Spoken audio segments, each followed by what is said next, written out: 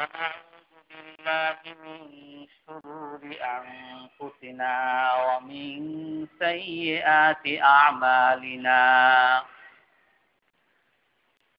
من يهده الله فلا مضل له ومن يضلله فلا هادي له ونشهد أن لا إله إلا الله وحده لا شريك له ونشهد أن سيدنا ومولانا محمدا عبده ورسوله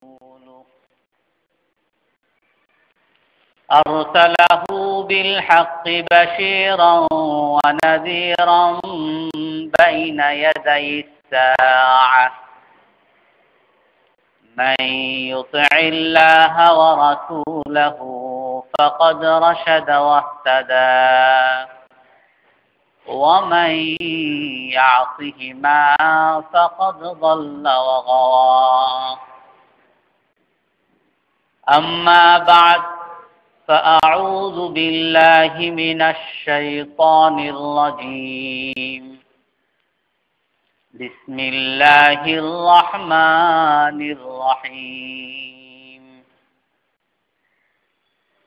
وأوفوا بعهد الله إذا عاهدتم ولا تنقضوا الأيمان من بعد قوة أنكاثا تتخذون أيمانكم دخلا بينكم أن تكون أمة هي أربى من أمة وقد جعلتم الله عليكم كفيلا إن الله يعلم ما تفعلون ولا تكونوا كالتي نقضت أيمانكم من بعد قوة أنكاثا تتخذون أيمانكم دخلا بينكم أن تكون أمة هي أربى من أمة ولتسألن عما كنتم تعملون ولو شاء الله لجعلكم أمة واحدة ولكن يضل من يشاء ويهدي من يشاء ولتسألن عما كنتم تعملون وقال النبي صلى الله عليه وسلم اضمنوا ستا أضمن لكم الجنة اصدقوا إذا حدثتم وأوفوا إذا عاهدتم وأدوا إذا أتمنتم واحفظوا فروجكم وغضوا أبصاركم وكفوا أيديكم أو كما قال عليه الصلاة والسلام সম্মানিত মুসল্লিয়ানে কিরাম, আজ আমরা ওয়াফা বা ওয়াদা রক্ষা করা সম্পর্কে আলোচনা করব। আল্লাহ তাআলা কোরআনের মধ্যে বলেন যে তোমরা আল্লাহর ওয়াদাকে পূরণ করো। যখন তোমরা অঙ্গীকার করো তখন তোমরা ওয়াদাকে পূরণ করো। এমন যেন না হয় তোমরা ওয়াদা করার পরে সেই ওয়াদা ভেঙে ফেলতেছো। যেমনি ভাবে একটা মানুষ তার কাপড় বুনতেছে, কাপড় বুনা শেষ হওয়ার পরে কাপড় যখন আবার ছিঁড়ে ফেলে, তো সেই বুনা জিনিস যেরকম নষ্ট হয়ে যায়, এমনি ভাবে তোমরা যদি ওয়াদা করে ওয়াদা ভঙ্গ করো, তো তোমাদের অন্তরের ঈমানও সেরকম নষ্ট হয়ে যাবে। আল্লাহ তাআলা কোরআনের আরেক আয়াতের মধ্যে বলেন, ওয়ালা তাকরাবু মালাল ইয়াতীমি ইল্লা বিল্লাতি হিয়া আহসান ওয়া আউফু বিল আহদ ইন্নাল আহদা কানা মাসউলা, যে তোমরা ওয়াদাকে রক্ষা করো, কারণ ওয়াদা সম্পর্কে তোমাদেরকে জিজ্ঞাসা করা হবে। আল্লাহ তাআলা কোরআনের আরেক আয়াতে বলেন যে সফল মুমিন কারা, যারা নাকি ওয়াল্লাযীনা হুম লিআমানাতিহিম ওয়া আহদিহিম রাউন ওয়াল্লাযীনা হুম আলা সালাওয়াতিহিম ইউহাফিজুন, যারা নাকি তাদের কাছে কেহ যদি আমানত রাখে, আমানত পুরা করে, এবং তারা যদি কখনো ওয়াদা করে, অঙ্গীকার করে, সেই অঙ্গীকার রক্ষা করে। আর তারাই হলো জান্নাতুল ফিরদাউসের অধিকারী, উত্তরাধিকারী। আল্লাহ তাআলা কোরআনের আরেক আয়াতে বলেন, ইয়া আইয়ুহাল্লাযীনা আমানু আউফু বিল উকুদ, হে মুমিনরা তোমরা চুক্তিকে রক্ষা করো। যখন কারো সাথে কোনো চুক্তি করো, তো সেই চুক্তিকে রক্ষা করো। হাদিসের মধ্যে হুজুর সাল্লাল্লাহু আলাইহি সাল্লাম বলেন, ইযমানু সিত্তান, যে তোমরা 6টা জিনিসের দায়িত্ব নাও, আমি তোমাদের জান্নাতের দায়িত্ব নিব। ইযমানু সিত্তান আযমানু লাকুমুল জান্নাহ, 6টা বিষয়ের তোমরা দায়িত্ব নাও, আমি তোমাদের জান্নাতের দায়িত্ব নিলাম। 6টা বিষয় কি কি? উসদুকু ইযা হাদ্দাসতুম, যখন কথা বলবে সত্য কথা বলবে। আউফু ইযা আহাদতুম, যখন অঙ্গীকার করবে, ওয়াদা করবে, ওয়াদা রক্ষা করবে। ওয়াআদ্দু ইযা তুমিনতুম, যখন তোমাদের কাছে কেহ কোনো আমানত রাখে, চাই টাকা পয়সায় আমানত রাখুক অথবা কোনো কথা তোমাকে বিশ্বাস করে আমানত রাখতে, তুমি সেই আমানতকে রক্ষা করো। তার টাকা যথাসময়ে দিয়ে দাও, তার কথাকে তুমি যথাসময়ে রক্ষা করো। ওয়াহফাজু ফুরুজাকুম, তোমাদের লজ্জাস্থানকে রক্ষা করো, লজ্জাস্থানকে হেফাজত করো। ওয়াগুদ্দু আবসারাকুম, আর চক্ষুকে অবনত রাখো, চোখকে অবনত রাখো, দৃষ্টিকে রক্ষা করো। অবৈধ হারাম জিনিসের দিকে তাকানোর থেকে তোমার চোখকে রক্ষা করো। ওয়াকুফু আইদিয়াকুম, আর তোমার হাতকে বিরত রাখো, কাউকে কষ্ট দেওয়া, কারো উপরে জুলুম করা, এগুলো থেকে তোমার হাতকে বিরত রাখো। এই 6টা বিষয়ের দায়িত্ব যদি তোমরা নিতে পারো, হুজুর সাল্লাল্লাহু আলাইহি সাল্লাম বলেন, আযমানু লাকুমুল জান্নাহ, আমি তোমাদের জান্নাতের দায়িত্ব নিলাম। ওলামায়ে কেরাম ওয়াফা এই শব্দটার 3টা অর্থ করেন, বা 3 প্রকার হয়। ওয়াদা রক্ষা করা এটা 3 প্রকার। একটা হলো ওয়াফা বিল ওয়াদ, ওয়াদা রক্ষা করা, যদি কেউ কারোর সাথে অঙ্গীকার করে অঙ্গীকার রক্ষা করা। আর একটা হলো ওয়াফা বিল আকদ, চুক্তি রক্ষা করা, কেউ কারোর সাথে যদি চুক্তি করে কোনো, তো এটা রক্ষা করা। কেহ যদি কারোর সাথে কোনো চুক্তি করে, কোনো দেশের সাথে চুক্তি করলো, বা কোনো দলের সাথে চুক্তি করলো, বা কোনো সমাজের সাথে চুক্তি করলো, বা কোনো ব্যক্তির সাথে চুক্তি করলো, বাড়ির চুক্তি করে, দোকানের চুক্তি করে, ব্যবসার চুক্তি করে, যে কোনো চুক্তি, এটাকে রক্ষা করা, এটাও একটা অঙ্গীকার পুরা করা। আর একটা বিষয় হলো 3য় প্রকার, সেটা হলো ওয়াফা বিল আহাদ, বিশ্বাস রক্ষা করা। কেহ যদি কাউকে বিশ্বাস করে বা কাউকে উপকার করলো, আর সেই হিসাবে যে উপকার করে সে আশাই করে, বিশ্বাস করে যে আমি তার উপকার করছি, সেও আমার উপকার করবে, তো বিশ্বাস রক্ষা করা। এই 3 প্রকার ওয়াফা, 3 প্রকার ওয়াদা রক্ষা করা ওলামায়ে কেরাম ভাগ করেন। তো আমরা যদি এই ওয়াদার দিকে দেখি, যে হুজুর সাল্লাল্লাহু আলাইহি সাল্লাম, যে ইসলাম আমাদেরকে এই ওয়াদা রক্ষার কথা বলেছেন, আমরা যদি তাদের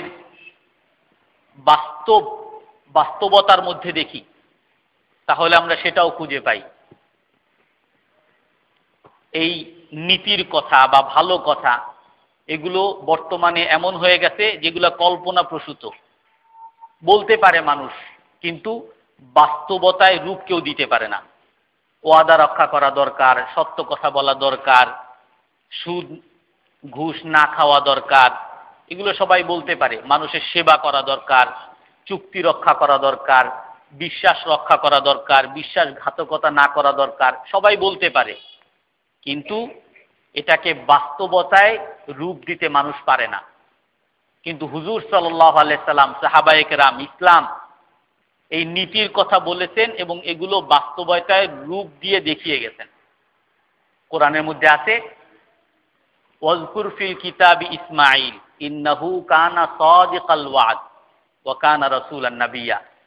আল্লাহ তাআলা বলেন যে ইসমাঈল আলাইহিস সালামের কথা মনে করেন, ইসমাঈল আলাইহিস সালামের কথা স্মরণ করেন। ইসমাঈল আলাইহিস সালাম কেমন ছিলেন? কানা সাদিকাল ওয়াদ, তিনি ওয়াদা রক্ষা করতেন। তার ব্যাপারে কথা আছে, ঘটনা আছে যে হযরত ইসমাঈল আলাইহিস সালামের সাথে একজনের ওয়াদা হয়েছে। ইসমাঈল আলাইহিস সালাম একজনকে বলছেন যে আমি অমুক জায়গায় তোমার জন্য অপেক্ষা করব, তুমি আসবে। তো সেও বলছে যে আপনি অপেক্ষা করবেন, আমি কালকে আসব। তো ইসমাঈল আলাইহিস সালাম ওখানে গিয়ে ওই জায়গায়, ওই স্থানে যেখানে তার সাথে ওয়াদা হয়েছে, ওই স্থানে গিয়ে অপেক্ষা করতেছে। তো সেই লোকটা ভুলে গেছে যে সেখানে যে তার জন্য হযরত ইসমাঈল আলাইহিস সালাম অপেক্ষা করতেছে, ভুলে গেছে। তো সে তার আর মনে নাই, সে ওই জায়গায় যায় নাই। তো তখন হযরত ইসমাঈল আলাইহিস সালাম যেহেতু ওয়াদা করতেন, এই জন্য ওই স্থানে অপেক্ষাই করতেছে, অপেক্ষা করতেছে যে কিতাবের মধ্যে আছে হযরত ইসমাঈল আলাইহিস সালাম সেখানে পূর্ণ 1 বছর অপেক্ষা করতেছে। 1 বছর পরে কোন কিতাবে আছে 3 বছর।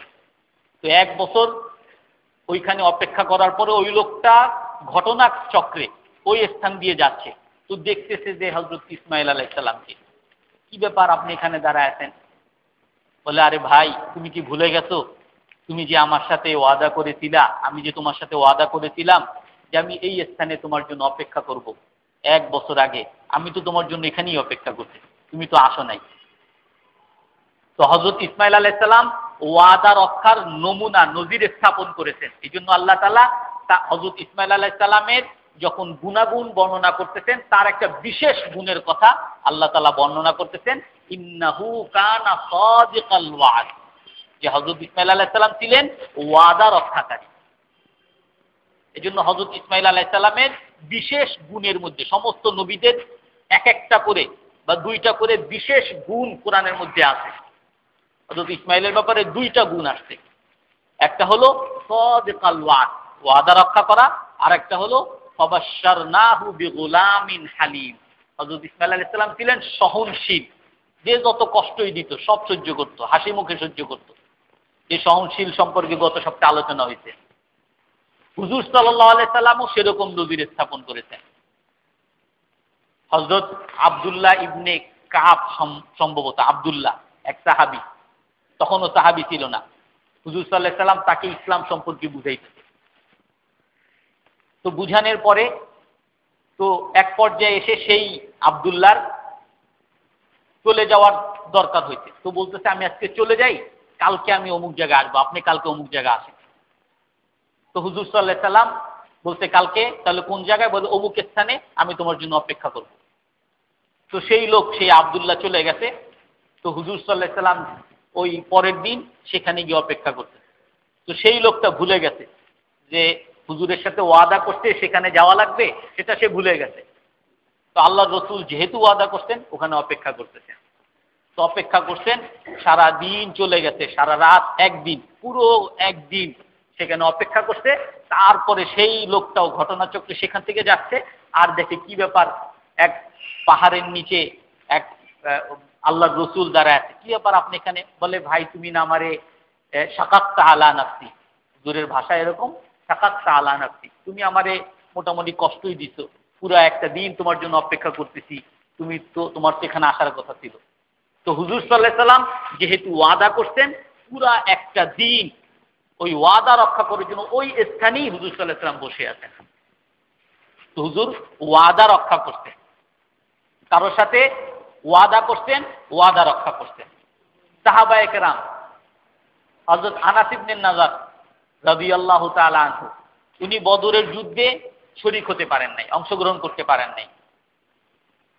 তো তারপরে আনাস ইবনে নাজারের দুঃখ যে আমি বদরের যুদ্ধে অংশগ্রহণ করতে পারি নাই। সাহাবায়ে কেরামকে বলছেন যে আল্লাহ যদি আমাকে উহুদের যুদ্ধ পরবর্তী কোনো যুদ্ধে যদি আমাকে অংশগ্রহণ করার তৌফিক দেয়, লা ইউরিয়ান্নাল্লাহু মাযা আফআল, আমি দেখায় দিব আল্লাহকে আমি কি করতে পারি। আমি যেহেতু বদরের যুদ্ধে অংশগ্রহণ করতে পারি নাই, অনেক বড় নিয়ামত থেকে বঞ্চিত হয়েছি, আল্লাহ যদি আমাকে পরবর্তী কোনো সুযোগ দেয় তো আমি দেখায় দিব আল্লাহকে আমি কি করতে পারি। তো উহুদের যুদ্ধে আল্লাহ তাআলা তাকে অংশগ্রহণ করার তৌফিক দিতে। উহুদের যুদ্ধে আপনারা সবাই জানেন এক পর্যায়ে এসে মুসলমানরা পরাজিত হয়ে গিয়েছিল। প্রথমে যদিও কাফেরদের উপরে বিজয় লাভ করতেছিল, এক পর্যায়ে এসে মুসলমানরা পিছু হটছে। তো মুসলমানরা যখন পিছু হটতেছে, সবাই পলায়ন করতেছে, যে যার মতো পিছু হটতেছে। তো সেই সময় আনাস ইবনে নাজার রাদিয়াল্লাহু তাআলা আনহু সে বলতেছে, ইন্নী লা আজিদু রিহাল জান্নাহ, আমি এই উহুদ পর্বতের পিছন থেকে জান্নাতের সুঘ্রাণ পাচ্ছি। এই কথা বলছে, আর সে ওই কাফেরদের মধ্যে, সবাই পিছনে যাচ্ছে আর আনাস ইবনে নাজার ওই কাফেরদের মধ্যে ঢুকে গেছে, আর তাদের সাথে যুদ্ধ করতে করতে করতে শাহাদত বরণ করছেন। তো সাহাবায়ে কেরাম বলেন যে ওই আনাস ইবনে নাজার রাদিয়াল্লাহু তাআলা আনহুকে যখন তার লাশ পাওয়া গেছে, তার শরীরের মধ্যে ৮০টার উপরে আঘাতের চিহ্ন পাওয়া গেছে। তো ওয়াদা করতে, ওয়াদা রক্ষা করতে, ওয়াদা করতে এরপরে যদি আমি কোনো যুদ্ধে অংশগ্রহণ করতে পারি দেখায় দিব আল্লাহকে। মিনাল মুমিনিনা রিজালুন সাদাকু মা আহাদুল্লাহ আলাইহি, কোরআনের মধ্যে আছে মুমিনের মধ্যে এমন কিছু পুরুষ আছে, মিনাল মুমিনিনা রিজালুন, মুমিনের মধ্যে এমন কিছু পুরুষ আছে যারা নাকি আল্লাহর সাথে যা ওয়াদা করেছে ওয়াদা পূরণ করেছে। ফামিনহুম মান কাদা নাহবাহু ওয়া মিনহুম মান ইয়ানতাযির, বলে যারা আল্লাহর ওয়াদাকে পূরণ করেছে তাদের মধ্যে কিছু এমন আছে যারা মৃত্যুবরণ করেছে, আর কিছু এখনো মৃত্যুর জন্য অপেক্ষা করতেছে, মারা যায়নি। তো সারা যুগেই, সব যুগেই কিছু কিছু মানুষ আল্লাহ তাআলা তৈরি করে রাখেন যারা আল্লাহর ওয়াদাকে পূরণ করে। মিনাল মুমিনিনা রিজালুন সাদাকু মা আহাদুল্লাহ আলাইহি। হুজুর সাল্লাল্লাহু আলাইহি সাল্লাম যখন কাফেরে মক্কায় নির্যাতিত হচ্ছিলেন, কুরাইশদের হাতে নির্যাতিত হচ্ছিলেন, অনেক নির্যাতনের শিকার হয়েছেন, হুজুর সাল্লাল্লাহু আলাইহি সাল্লাম ইচ্ছা করলেন যে মদিনায়, সিদ্ধান্ত নিলেন মদিনায় হিজরত করবে। তো মদিনার কিছু সাহাবী আসছে আকাবা একটা স্থানে, তো তারা বলতেছে হুজুর আপনি আমাদের এলাকায় আসেন, মদিনায় আসেন, আমরা পূর্ণ সহযোগিতা করব। তো হুজুর সাল্লাল্লাহু আলাইহি সাল্লাম বলতেছেন, হযরত আব্বাস হুজুরের চাচা হুজুরের সাথে ছিলেন, তো বলতেছেন যে তোমরা আমার ভাতিজাকে নিতে চাও, আমার ভাতিজাকে তোমরা সহযোগিতা করতে পারবা তো, তাকে রক্ষা করতে পারবা তো? বলে হ্যাঁ পারবো। হুজুর সাল্লাল্লাহু আলাইহি সাল্লাম তাদের কাছ থেকে ওয়াদা নিতেন, তাদের কাছ থেকে অঙ্গীকার নিতেন, বায়াত করতেন যে তোমরা আমাকে সহযোগিতা করবা, আমার সাথে যত মুসলমান তোমাদের এলাকায় যাবে সবাইকে সহযোগিতা করবা, এই ওয়াদা করতেন। তো এই ওয়াদা করার পরে ওই আনসাররা তাদের ওয়াদা পুরোপুরি পালন করেছেন।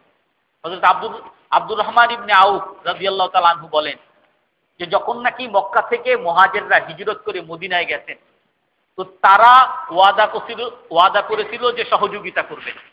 তো পূর্ণ সহযোগিতা কিভাবে করতেন? তাদের বাড়ি ছিল, বাড়ির অর্ধেক মুহাজির কোনো ভাইকে দিয়ে দিতে। হুজুর সাল্লাল্লাহু আলাইহি সাল্লাম মদিনায় গিয়েই, যেহেতু মুহাজির তাদের কোনো কিছুই নাই, ঘর বাড়ি টাকা পয়সা কিছুই ছিল না, এই জন্য আনসার যারা ওই এলাকার মানুষ, ওই এলাকার বাসিন্দা, তাদের সাথে এক একজন মুহাজিরকে ভাই ভাই বানিয়ে দিছিল যে তুমি তার দায়িত্ব নিবা, তুমি তার ভরণ পোষণের দায়িত্ব নিবা, ব্যবসা চাকরি বাকরির দায়িত্ব নিবা। তো ভাই ভাই বানিয়ে দিছিল।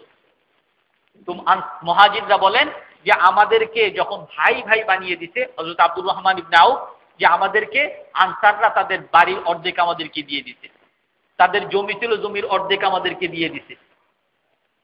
তাদের যত ধন সম্পদ ছিল ধন সম্পদের অর্ধেক আমাদেরকে দিয়ে দিছে। শুধু কি তাদের ধন সম্পদ দিছে, যখন বাইরে থেকে কোনো আক্রমণ আসছে, গুজবতুল আহজাব, আহজাবের যুদ্ধে, খন্দকের যুদ্ধে সারা পৃথিবী একত্রিত হয়েছে। মদিনা থেকে ইহুদিরা গেছে মক্কায়, আর মক্কার কুরাইশরা দেখতেছে যে ইসলাম তো ভালোভাবে উঠতেছে, তো এটারে শেষ করতে হবে। তো শেষ করার জন্য আমরা নিজেরা পারবো না, এই জন্য সব জায়গায় যত আরব আছে সব জায়গায় খবর দাও। তো সবাই মিলে একত্রিত হয়েছে যে এবার এমন আক্রমণ মদিনার উপর করব একেবারে মুসলমানরা যেন দুনিয়াতে আর না থাকে। তো সমস্ত আরব, সারা পৃথিবীর মানুষ, সব জায়গা থেকে যত কাফেররা আছে, যত যোদ্ধারা আছে, সব একত্রিত হইতে ওই মক্কার উপর, মদিনার উপরে আক্রমণ করবে, সবাইকে সমূলে বিনাশ করে দিবে। তো আনসাররা দেখতেছে এই অবস্থা, এক তো হলো নিজেরা তো বেশ আরামেই ছিল, এখন হুজুর সাল্লাল্লাহু আলাইহি সাল্লাম বা মুসলমানদেরকে নিয়ে এখন তো বড় বিপদ। এখন তো মুসলমানরাও মরবে, তারাও মরবে, সাথে ওই আনসার দ্বারা তারাও মরতেছে। বলে এক তো আরামেই ছিলাম, এখন আরো এদেরকে নিয়ে আরো তো বিপদে পড়লাম, সব শুদ্ধ যাচ্ছে। তো হুজুর সাল্লাল্লাহু আলাইহি সাল্লাম সেই সময় একটু বিচলিত হয়েছেন, নাকি আনসাররা, না জানি আনসাররা আবার পিছু হটে যাবে, নাকি আনসাররা আবার বলবে যে এত আক্রমণ, এই আক্রমণ তো সহ্য করার ক্ষমতা নাই, আপনারা যারা মুহাজির, যাদের কারণে আক্রমণ হইতেছে, আপনারা দয়া করে মদিনা থেকে বের হয়ে যান। তো হুজুর সাল্লাল্লাহু আলাইহি সাল্লাম সবাইকে নিয়ে যখন বসতেন, তো এরকম সাহাবীদের মধ্যে এক একজন এক এক রকম করে কথা বলতেন।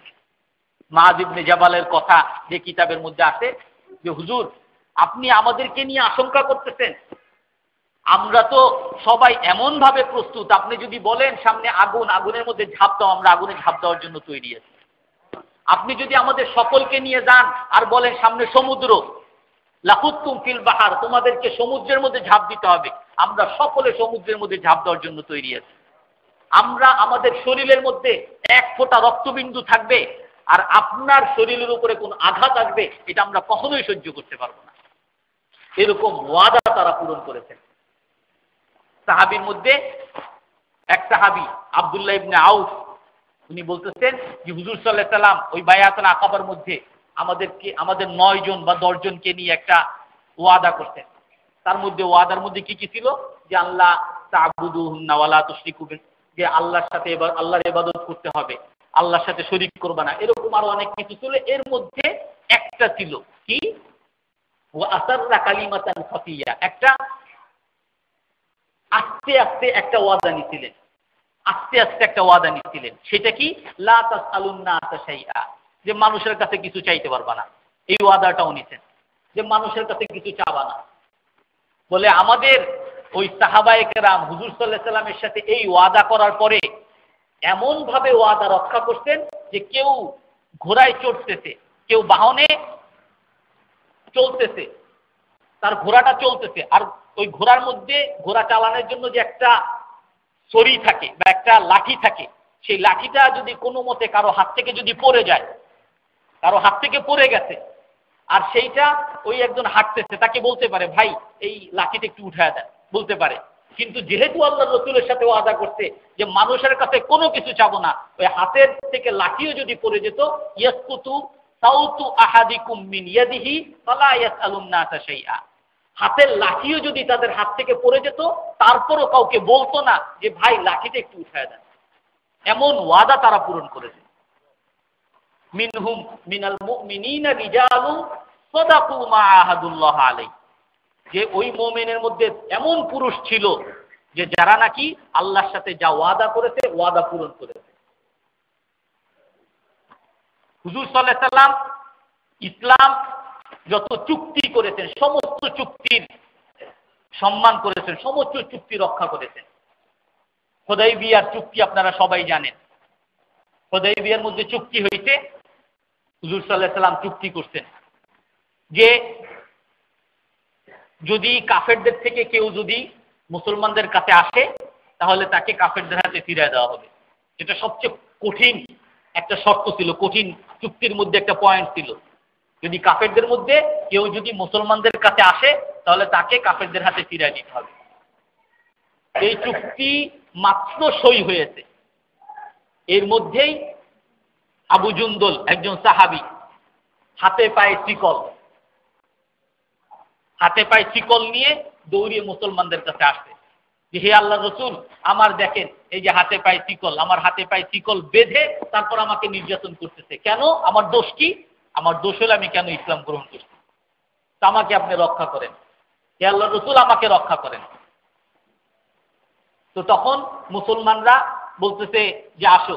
তখন কাফের যে ছিল সে বলে যে দেখেন আপনার সাথে আমাদের চুক্তি হয়ে গেছে, কোনো কাফের আসলে আপনি জায়গা দিতে পারবেন না, আমাদের কাছে ফিরিয়ে দিতে হবে, এখন আমাদের কাছে ফিরিয়ে দেন। তো আল্লাহ রসুল বলতেছে দেখো এখনো তো আমরা চুক্তির বৈঠকে আছি, এখনো তো আমরা বৈঠক থেকে উঠি নাই, কমপক্ষে একে ছাড় দাও। বলে না, আপনার সাথে এই চুক্তি হয়েছে। তারপরে আল্লাহ রসুল চুক্তির প্রতি সম্মান রেখে ওই সাহাবীকে তাদের হাতে তুলে দিল। যদিও আল্লাহ রসুলের চোখ থেকে, সাহাবায়ে কেরাম চোখ থেকে ঝরঝর করে পানি পড়তেছিল, আর হযরত ওমর রাদিয়াল্লাহু তাআলা আনহু সহ্য করতে না পেরে হুজুর সাল্লাল্লাহু আলাইহি সাল্লামের কাছে সে বলতেছেন, হে আল্লাহর রাসূল, আমরা কি ভুলের উপরে নাকি সত্যের উপরে? নাহনু আলাল হক ওয়া আলাল বাতিল, আমাদের ইসলাম কি সঠিক না বেঠিক? বলে সঠিক। বলে আপনি কি আমাদেরকে ওয়াদা করেন নাই যে আল্লাহ আমাদেরকে বিজয় দিবে? বলে হ্যাঁ ওয়াদা করেছি, কিন্তু ওয়াদা কি এখনই বিজয় দিবে সেটা কি বলছি নাকি? হুজুর সাল্লাল্লাহু আলাইহি সাল্লামের কথায় সন্তুষ্ট নয়, আবু বকরের কাছে গেছে। আবু বকরকে গিয়া হযরত ওমর জিজ্ঞেস করতেছে, আমরা কি আমাদের ইসলাম কি সঠিক না বেঠিক, হক না বাতিল? হযরত আবু বকর একই উত্তর দিতেছেন যেই উত্তর হুজুর সাল্লাল্লাহু আলাইহি সাল্লাম দিতে। বলে আমরা হক। বলে হুজুর কি আমাদের সাথে ওয়াদা করে নাই যে আমাদের বিজয় হবে? বলে হ্যাঁ ওয়াদা করেছিল, কিন্তু সেই ওয়াদা কি এখনই পূরণ হবে সেটা কি বলছে নাকি? হুজুর সাল্লাল্লাহু আলাইহি সাল্লাম যেই উত্তর দিয়েছেন একেবারে হুবহু হযরত আবু বকর সেই উত্তর দিয়েছেন। সাহাবায়ে কেরামের এই অবস্থা ছিল, কিন্তু তারপরও চুক্তির প্রতি সম্মান রেখেছে। মদিনায় যাওয়ার পরেও দুই একজন সাহাবী এরকম আসছে, দুই একজন সাহাবী আসার পরেও তাদেরকে বলতেন, ফিরিয়ে দিতেন যে দেখো আমাদের সাথে চুক্তি হয়েছে, ওখান থেকে যদি কেউ আসে আমরা তাদেরকে রাখতে পারবো না, তাদের কাছে ফিরিয়ে দিতে হবে, তোমরা চলে যাও। দুইজন সাহাবী এরকম মুসলমান হয়ে আসে, তারপর আবার ফিরে গেছে। যারা যেই দুইজন নিতে আসছিল সেই দুইজনের মধ্যে একজনকে পথিমধ্যে খুন করে আল্লাহ রসুলের কাছে আবার ফিরে আসছে, যে যারা আমারে নিতে আসছিল তাদেরকে তো একজনকে শেষ করে দিচ্ছে। তো আল্লাহ রসুল রাগ হয়ে গেছে, এটা তো হইলো একটা স্ফুলিঙ্গ তৈরি করা, আমাদের চুক্তি ভঙ্গনের একটা স্ফুলিঙ্গ তুমি তৈরি করতেছো, আমরা তো তাদের সাথে চুক্তি করছি। আল্লাহ রসুল তারপরও তাকে গ্রহণ করেননি। সবসময় ইসলাম চুক্তির প্রতি সম্মান প্রদর্শন করেছেন। হেমস,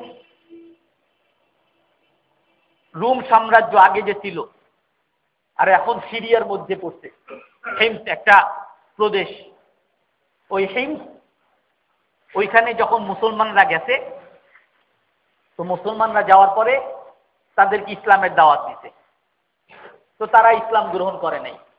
তো ইসলামের নিয়ম হলো ইসলামের দাওয়াত দিবে, যদি ইসলাম গ্রহণ করে তাহলে তো ভালো কথা, আর যদি ইসলাম গ্রহণ না করে তাহলে তাদেরকে নিরাপত্তা দিবে, তারা কাফেরই থাকবে, নিরাপত্তা দিবে, কিন্তু জিজিয়া দিতে হবে, কর দিতে হবে। তো হিমস যখন তাদেরকে ইসলামের দাওয়াত দিতে তারা গ্রহণ করে নাই, যে তারা মুসলমান হবে না, তো ঠিক আছে তোমরা কাফেরই থাকো কিন্তু কর দিতে হবে, আর করের পরিবর্তে তোমাদের নিরাপত্তার ব্যবস্থা করবে। তো তারা করের দেওয়ার উপরে রাজি হয়েছে, আর সেইভাবে তাদের নিরাপত্তার ব্যবস্থা হয়েছে। সেদিক থেকে রোম সাম্রাজ্য তখন তারা বিরাট সৈন্য দল নিয়ে, বড় বিরাট সেনাবাহিনী নিয়ে তারা একত্রিত হয়ে ইসলামের মুসলমানদের উপর আক্রমণ করবে। এখন মুসলমানরা যারা নাকি ওই হিমসের দখলে ছিল, তারা দেখতেছে যে রোমরা যেরকম ভাবে সুসজ্জিত হয়ে আক্রমণ করতে আসছে তাদের প্রতিরোধ করতে পারবে না, সেই জন্য তারা হিমস ছেড়ে অন্য জায়গায় চলে যাবে। কিন্তু যেহেতু হিমসবাসীদের সাথে চুক্তি হয়েছিল যে এই টাকা তোমাদের কাছ থেকে নিলাম আর এর পরিবর্তে তোমাদেরকে নিরাপত্তা দিব, চুক্তি হয়েছিল, এখন দেখতেছে তাদের নিরাপত্তা দিতে পারতেছে না, তো এই জন্য হিমসবাসী থেকে যত সম্পদ যত টাকা পয়সা নিয়েছিল সব আবার হিমসবাসীদেরকে ফিরিয়ে দিতে, ফিরিয়ে দিয়ে মুসলমানরা সেখান থেকে অন্য জায়গায় চলে গেছে। তখন হিমসবাসী যখন দেখলো যে আমাদের কাছ থেকে আমাদের দখল করে যখন কর হিসাবে টাকা নিতে, এখন নিরাপত্তা দিতে পারতেছে না, চুক্তি রক্ষা করতে পারতেছে না, আবার সেই টাকা আমাদেরকে ফেরত দিয়ে দিতে, এ কত বড় মহান এরা। তো সমস্ত হিমসবাসী মুসলমান হয়ে গেছে। এই জন্য ইতিহাসের কিতাবে আছে হিমসবাসীর ইসলাম গ্রহণ একমাত্র ওয়াদা রক্ষা, এই নীতি ইসলামের এই গুণটা দেখে তারা ইসলাম গ্রহণ করছে, একমাত্র ওয়াদা রক্ষার। হুজুর সাল্লাল্লাহু আলাইহি সাল্লাম বিশ্বাস রক্ষা করেছেন, হুজুর সাল্লাল্লাহু আলাইহি সাল্লাম বিশ্বাস রক্ষা করেছেন। যখন নাকি তায়েফে গেছেন, তো তায়েফে গেছিলেন দাওয়াত দিতে, তো ওখানে সবাই নির্যাতন করছে, তায়েফের কেউ কথা শুনে নাই। তো হুজুর সাল্লাল্লাহু আলাইহি সাল্লাম তায়েফ থেকে নৈরাশ হয়ে ফিরে আসছে। যখন মক্কায় আসছে, এখন মক্কার সমস্ত কুরাইশরা তো এমনিই হুজুর সাল্লাল্লাহু আলাইহি সাল্লামের উপরে রাগ, তারপরে আবার তায়েফে কেন গেছে এই জন্য তো আরো বেশি রাগ, যে গেছিল আমাদের হাত থেকে বাঁচার জন্য, ওখানেও তো পাত্তা পায় নাই, এখন আসুক এবার একেবারে শেষ করে দিব।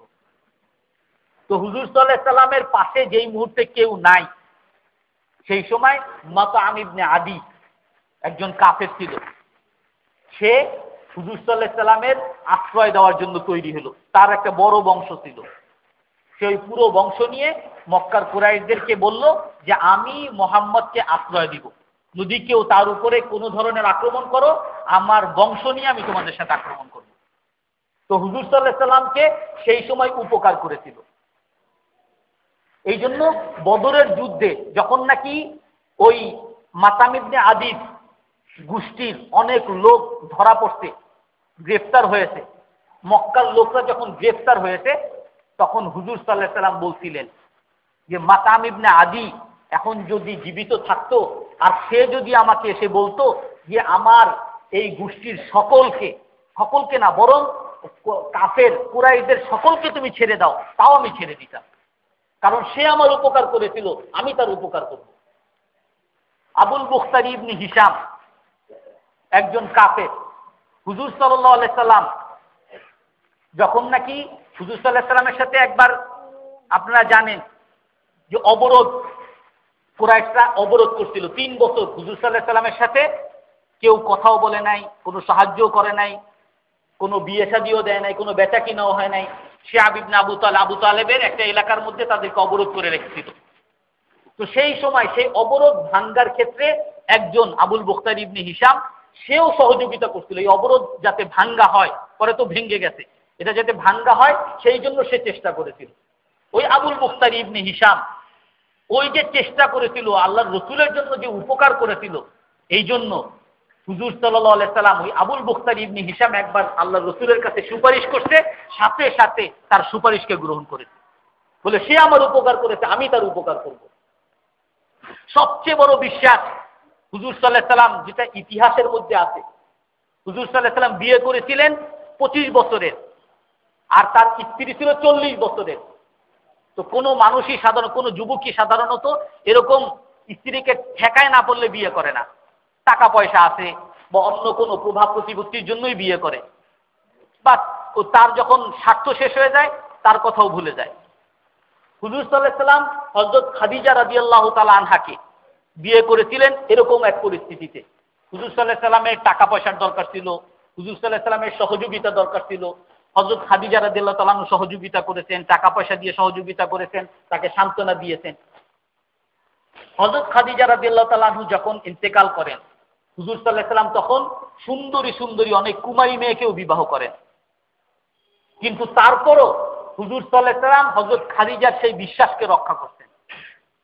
হযরত খাদিজা রাদিয়াল্লাহু তাআলা আনহার জন্য যেরকম ভালোবাসা, যেরকম থাকার কথা, সবটুকুই তিনি রেখেছেন। এমনকি হযরত আয়েশা রাদিয়াল্লাহু তাআলা আনহা বলতেন যে মা গিরতু আলা আহাদিন, আমার কারো প্রতি হিংসা হয় নাই। কোন হুজুর সাল্লাল্লাহু আলাইহি সাল্লামের আরো স্ত্রী ছিল, কারো প্রতি হিংসা হয় নাই। মা গিরতু আলা খাদিজা, যতটুকু হিংসা হযরত খাদিজা রাদিয়াল্লাহু তাআলা আনহার প্রতি হয়েছিল। হযরত খাদিজা রাদিয়াল্লাহু তাআলা আনহা কথা সব সময় বলতেন তো হুজুর সাল্লাল্লাহু আলাইহি সাল্লাম হযরত আয়েশা রাদিয়াল্লাহু তাআলা আনহা বলতেছেন যে আমি একবার রাগ করে হুজুরকে বললাম, লাম তাকুন আজুজা কদ আবদালাকিল্লাহু খায়রাম মিনহা। আপনি এত খাদিজা খাদিজা করেন, সে তো একটা বুড়ি ছিল, আল্লাহ তাআলা তো ওই বুড়ির চেয়ে ভালো ভালো সুন্দরী কুমারী যুবতী মেয়ে আল্লাহ তাআলা আপনাকে দিতে, আপনি তার কথা কেন বলতেছেন? তো হুজুর সাল্লাল্লাহু আলাইহি সাল্লাম ফাগাদিবা মিনহা গাদবান শাদীদা, হাদিসে আছে হযরত আয়েশা নিজে বলতেছেন এত রাগ করেছেন চেহারা বিকৃত হয়ে গেছে, চেহারা বিকৃত হয়ে গেছে। আর বলতেছেন কি যে তার মতো ভালোবাসা, তার মতো বিশ্বাস কেউ আমাকে দিতে পারে নাই। সে আমাকে সহযোগিতা করেছে যখন আমি নিঃসঙ্গ ছিলাম, সে আমার উপর ঈমান এনেছে যখন সকলে আমাকে অস্বীকার করেছে, সে আমাকে ভালোবেসেছে যখন সকলে আমাকে ঘৃণা করেছে, সে আমাকে সান্ত্বনা দিয়েছে যখন সকলে আমার উপরে নির্যাতন করেছে। হুজুর সাল্লাল্লাহু আলাইহি সাল্লাম বলতেছেন এমনকি হযরত খাদিজা রাদিয়াল্লাহু তাআলা আনহার সময় এক মহিলা আসতো, একবার এক হাদিসের মধ্যে আছে এক মহিলা, এক বুড়ি মহিলা আসতো। তো আল্লাহ রসুল আসার পরে তাকে একেবারে সুন্দর জায়গায় বসাইছে, তো বসানোর পরে তার সাথে অনেক সুন্দর করে কথা বলতে, তাকে অনেক সহযোগিতা করতে, অনেক তাকে গুরুত্ব দিতে। তো সাহাবায়ে কেরাম যে উপস্থিত ছিল, হযরত আনাস সম্ভবত, তো বলতেছে হে আল্লাহ রসুল আপনি এই বুড়ির প্রতি এত গুরুত্ব দেখাইলেন কেন? বলে এ হযরত খাদিজার কাছে আসা যাওয়া করত, হযরত খাদিজা যখন জীবিত ছিল সে আসা যাওয়া করত, এই জন্য তার সম্মানার্থে সেই বুড়িকে হুজুর সাল্লাল্লাহু আলাইহি সাল্লাম সম্মান করতেছেন। যখন কোরবানির সময় হইতো, যখন কোনো দান আল্লাহ রসুলের কাছে, কোনো হাদিয়া আল্লাহ রসুলের কাছে আসতো, তখন খুঁজে খুঁজে হযরত খাদিজার যত আত্মীয় স্বজন ছিল, হযরত খাদিজার যত বন্ধু বান্ধব ছিল তাদের কাছে হুজুর সাল্লাল্লাহু আলাইহি সাল্লাম পৌঁছায় দিতেন। আমাদের দেশে সাধারণত কি হয় যে একজন যদি কেউ বিয়ে করে বা ই করে, তো দ্বিতীয় জনের কাছে তো জীবনে তার কথা বলবে না, যে আগের জন ভালো ছিল এটা তো জীবনে বলবেও না। অথচ হুজুর সাল্লাল্লাহু আলাইহি সাল্লাম বিশ্বাস রক্ষা করে যাচ্ছেন। হযরত আবু বকর রাদিয়াল্লাহু তাআলা আনহু হুজুর সাল্লাল্লাহু আলাইহি সাল্লাম যখন নাকি বিয়ের প্রস্তাব দিতেন, হযরত আয়েশাকে বিয়ে করতে চান, আর একজনের মাধ্যমে বিয়ের প্রস্তাব দিতেন, তো হযরত আবু বকর রাদিয়াল্লাহু তাআলা আনহুর মেয়ে হযরত আয়েশার সাথে আর একজনের কথাবার্তা চলতেছিল, বিয়ের কথাবার্তা চলতেছিল। তো হযরত হুজুর সাল্লাল্লাহু আলাইহি সাল্লাম যখন বিয়ের প্রস্তাব দিতেন, এর চেয়ে বড় প্রস্তাব তো হযরত আবু বকরের জন্য আর নাই, কিন্তু তারপরও সে রাজি হয় নাই। বলছেন কি যে আমার সাথে অমুকের আদি সম্ভবত তার সাথে বিয়ের, আমার মেয়ের বিয়ের কথাবার্তা চলতেছে, আমি তার সাথে আগে কথা বলিনি। যদিও বিয়ের কথাবার্তা ছিল, বিয়ে মোটামুটি পাকা ছিল, কিন্তু হুজুর সাল্লাল্লাহু আলাইহি সাল্লাম মুসলমান হওয়ার কারণে তারা আবার পিছু হটে গেছে, যে এরা মুসলমান হয়ে গেছে, বেদিন হয়ে গেছে, এদের মেয়েকে আর আনবো না। তো এই জন্য বলে যে তার সাথে পুরো ফাইনাল কথা বলে নিই, তারপর আমি আপনাকে হ্যাঁ বলবো। তো হযরত আবু বকর তার বাড়িতে গেছে, গিয়ে তারপরে তাকে বলছে যে এরকম আমার মেয়ে কি আপনারা আগে যেটা বলছিলেন যে বিয়ের কথাবার্তা আপনারা কি নিবেন কি নিবেন না, তো তারা বলতেছে আমরা আর এই সম্পর্ক করব না। তো তারপরেই হযরত আবু বকর রাদিয়াল্লাহু তাআলা আনহু হুজুর সাল্লাল্লাহু আলাইহি সাল্লামের প্রস্তাবে রাজি হয়েছে। আর আমাদের দেশে এক বাবা তার মেয়েকে এক জায়গায় ঠিক করে, কথাবার্তা সব ঠিক, তারপরে এর চেয়ে আরেকটা ভালো পায় চলে যায়। মানুষ ছেলে মেয়ে একজনের সাথে ঠিক, আর এর চেয়ে ভালো পায় চলে যায়। আমার একজন আরেকজনের সাথে ব্যবসা, আমি আপনার সাথে ব্যবসা করব, আমার চেয়ে ভালো পার্টনার পায় চলে যায়। এক জায়গায় চাকরি, আমাকে চাকরিতে নিবে, আমার চেয়ে ভালো আরেকজন পায় নিয়ে নেয়। আমি একজন বন্ধু, আমার সাথে ভালো বন্ধুত্ব, আমার চেয়ে আরো আরেকজন ভালো বন্ধু পায় চলে যায়। তো ওয়াদা রক্ষা করা ইসলামের মধ্যে, বিশ্বাস রক্ষা করা, চুক্তি রক্ষা করা ইসলামের মধ্যে একটা বড় গুণ। এত বড় গুণ হুজুর সাল্লাল্লাহু আলাইহি সাল্লাম বলছেন এই গুণকে এবং এর সাথে আরো 5টা গুণকে যে রক্ষা করতে পারবে, সত্য কথা বলা, ওয়াদা রক্ষা করা, আমানত রক্ষা করা, লজ্জাস্থান হেফাজত করা, চোখকে অবনত রাখা, চোখকে অবনত রাখা, আর হাতকে বিরত রাখা, জুলুম থেকে বিরত রাখা, এই 6টার দায়িত্ব যে নিবে আল্লাহ রসুল বলতেছেন আযমানু লাহুল জান্নাহ, আমি তার জান্নাতের দায়িত্ব নিলাম। আল্লাহ তাআলা আমাদের সকলকে ওয়াদা রক্ষা করা এই গুণ হাসিল করার তৌফিক দান করেন। যারা সুন্নাত পড়েন সুন্নাত